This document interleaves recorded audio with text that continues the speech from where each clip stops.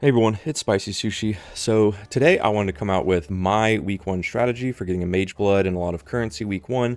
I did a strategy like this last league and it went really well. It's very effective, but it was also extremely boring. It was endless heist for like 26 hours into Simulacrum for the rest of the week. I made about 35 exalts in the first day of the league doing heist, and then I made about 385 exalts total by the time it was the end of the week. Now, I will probably never do something like that again because Heist into Simulacrum is some of those boring content I've ever done.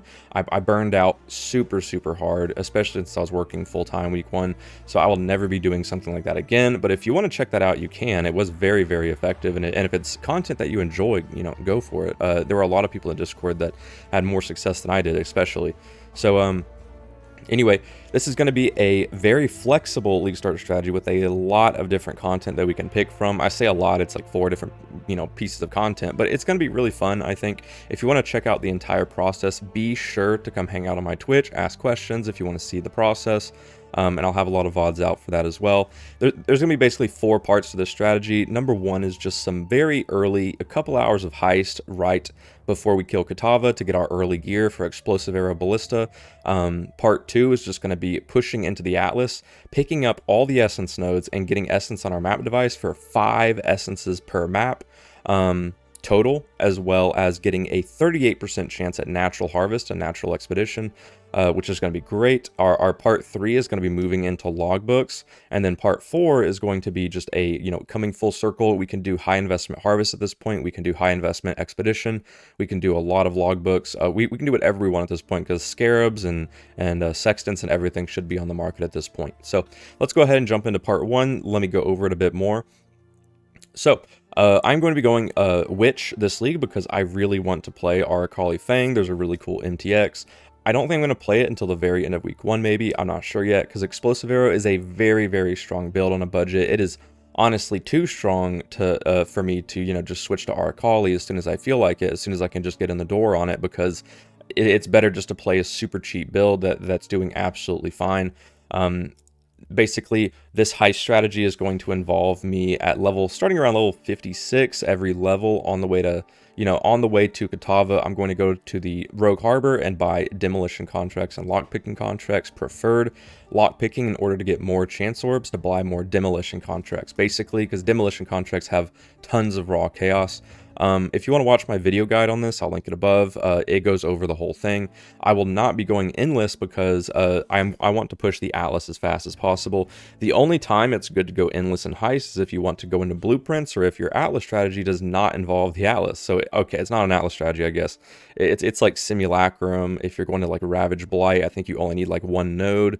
If you want to do bossing, there's not that many nodes you need for bossing, So it really just depends. It's very specific and it's hyper specialized. So because my early goals for this Explosive Arrow Ballista, all I want is like the Diadian Belt, Rain of Splinters, Calm's Heart if I can, but probably not. It's probably just going to be a Storm Cloud plus Tabula, and then the Belt and the Rain of Splinters, and maybe a medium cluster that I can start Reforge attacking on, because in this part 2 section that I'm about to jump into, I want to be self-crafting all my gear. So yeah, part 2, I'm going to be picking up after heist. I'll be moving into maps, and I want to focus on some harbinger nodes and some map sustain nodes, so I can just get a lot of XP and get a lot of maps from rare monsters from harbinger as well as sustain. I want to have absolutely no issue pushing into high tier maps, and then I'm going to be focusing on the essence nodes first, because if we get essence on the map device for 3 chaos, it's going to come with 3 essence nodes. Prolific essence is going to give us +1 essence node, and then we're going to be getting, with proper blocking with the new keystone, we're going to be able to get 1 more essence, so 5 essences per map. It's going to be very hard because they're going to have arch nemesis mods, but that's why we picked a very strong build. That's why we spent time in heist getting our gear, so we should have no issue with the essence monsters at all. The reason Harvest is such a strong synergy with Essence early is this natural harvest. Like I said, this 38% spawn with proper blocking, because we're going to be blocking league mechanics, is we can reroll all of our bad essences to good essences. So if we get essences that we don't care about, like maybe some woe essences early, I can just re-roll those to like, you know, whatever we want, like greeds to dreads to spites for like crafting attributes on Omnigear. It's going to be really, really strong because at the same time as re-rolling essences, we can be crafting a lot of clusters for popular builds, like medium trap clusters for seismic trappers. You know, reforging defense on flasks for, you know, because everyone uses flasks and having increased armor on the flasks is invaluable. So yeah, and then as well as that, we're going to be having a 38% chance at expedition. Since I do want to be moving into logbooks at some point, it is not going to be a main focus of the strategy, so I'm not going to go into how to do expedition specifically, because it would be pretty funny if we can just actually make the Mageblood from literally just essence spamming and some natural harvest. That would be hilarious, and I'm going to definitely see what's going on with my currency tab as I'm spamming these, if it would be worth it just bulk selling essences, because it will be funny, because maps are like going to be dirt cheap. You're going to be over sustaining them, just horizon orbing them, I guess, to whatever map you want.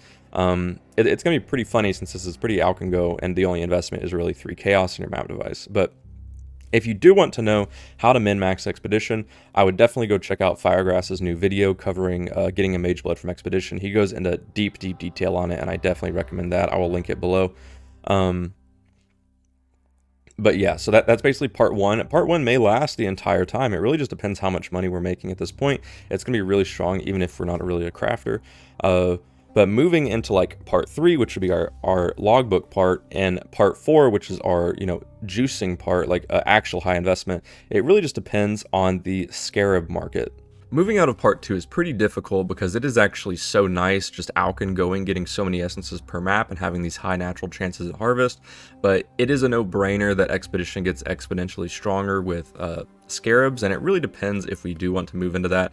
I will be definitely monitoring the money per hour and, you know, monitoring how much fun I'm having if I do want to move into that, because that involves dropping our fragment node. We will be putting Expedition scarabs into our Atlas whenever we can. It will be reducing our chance at harvest. We will still be getting a massive chance at expedition, and so it really just depends at that point, because logbooks are going to be very, very strong. Like I said, I recommend checking out Firegrass's video. I'll be focusing on ROG logbooks and Danig logbooks, and maybe some 2-gen logbooks if I feel like I'm low on raw currency. ROG is exceptional because you can self-craft your own gear. And Danig is great because we can choose a various number of masters that we want to do.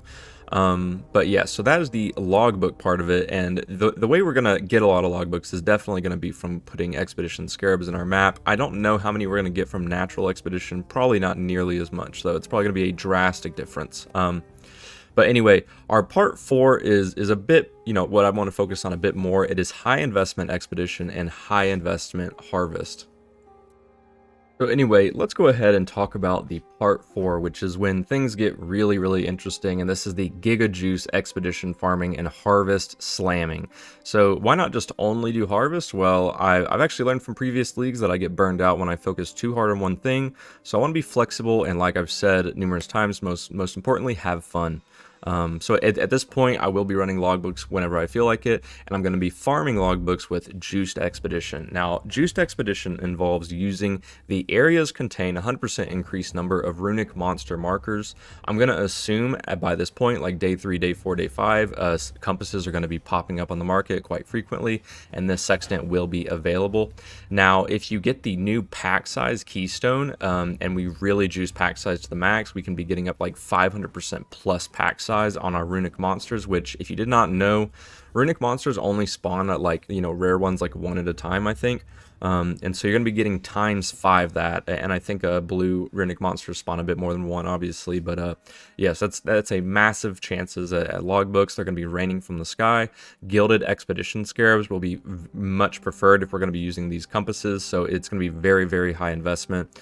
And I will assume at this point I will have a big supply. Now, at the same time as this, I can actually be doing harvest, because the only thing you need to do a harvest is harvest plot sextants and harvest on the map device. Now, harvest plot sextants is basically, you can force all of your harvests in your So in your Sacred Grove, like harvests are basically plots.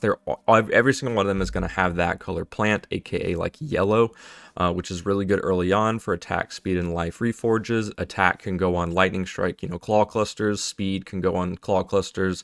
Attack can go on bow clusters for omni players. Life on elder hunter stygians. There's a lot of great choices here, and so harvest is going to be exponentially stronger.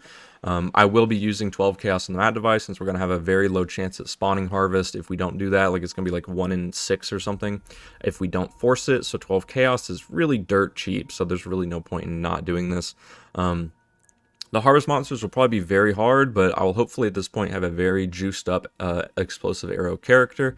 If I already don't have Mageblood at this point, we'll really have to see. So this will be very, very strong, since I'll be getting tons of logbooks. I'll be getting tons of high investment harvest crafting going on. Hopefully I have a lot of money for bases. I'll have a lot of money for, everything I want to do at this point. If I want to go back to essences, I can. There's a lot of flexibility here, which is why I think it's such a strong method, and I'm really excited. And I think it's going to be so much fun, honestly, way more fun than my strategy for last league, and maybe even a lot better, since it's going to be more focused on crafting. So anyway, guys, let me know in the comments what you think, if you'd adjust anything, like, what your own strategy is, and be sure, if you want to know more about like the strategy, join the Discord. Come watch live, hang out on Twitch. I'll be live all week long, so I will see you guys then, and love you.